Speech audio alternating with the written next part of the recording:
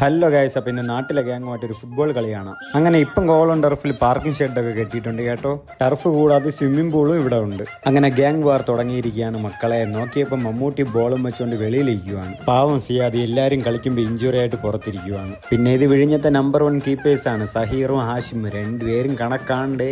ഇത് സലാഹുദ്ദീൻ കർബലയുടെ മെയിൻ പ്ലെയറാണ്. സലാ കളിക്കാൻ ഇറങ്ങുമ്പോൾ ഞാനൊക്കെ ബെഞ്ചിലാണ്. ഇപ്പൊ കാണുന്ന ഹുനീസ് ബ്രോ ഒരു ഗോൾ അടിച്ചിട്ടുണ്ടായിരുന്നു. അത് ഞാൻ വീഡിയോ എടുത്തെങ്കിൽ എൻ്റെ വീഡിയോ വൈറലായെങ്കിൽ. സേഫ് ബ്രോയെ പിന്നെ പറയണ്ട, അന്നും ഇന്നും പ്ലേ മേക്കിംഗ് തന്നെ. എന്നാ കളിയാ ഇപ്പോഴും. ഹുനേസിന്റെ പാസ് നിന്ന് ഹാലിദിന്റെ ഒരു ടാപ്പിൻ പുറത്തുപോയി.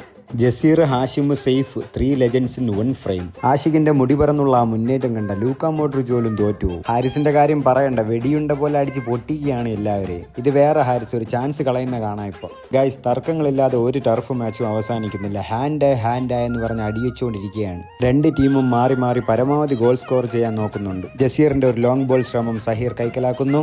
താരിഖ് വാട്ട് എ ഷോട്ടറാ, ജസ്റ്റ് മിസ്. ഇനി അടുത്ത തർക്കം ഫോളോ വിളിച്ചിട്ടും നിങ്ങൾ കളിച്ചുകൊണ്ടിരുന്നു എന്നാണ് അടുത്ത അടി. സൽമാൻ ഇനിയും മാറിയിട്ടില്ല. ബോക്സിന്റെ അകത്ത് വെച്ച് 4 പേര് വെട്ടിപ്പിക്കാൻ നടക്കുകയാണ് അവൻ. അങ്ങനെ ടർഫ് ടൈം തീർന്നു, കളിയും തീർന്നു. പിന്നെ സഹീറിന്റെ ക്രോസ് ബാർ കൊള്ളാത്ത ഒരു അടിയും കണ്ടു. അപ്പോൾ നാളെ വരാം.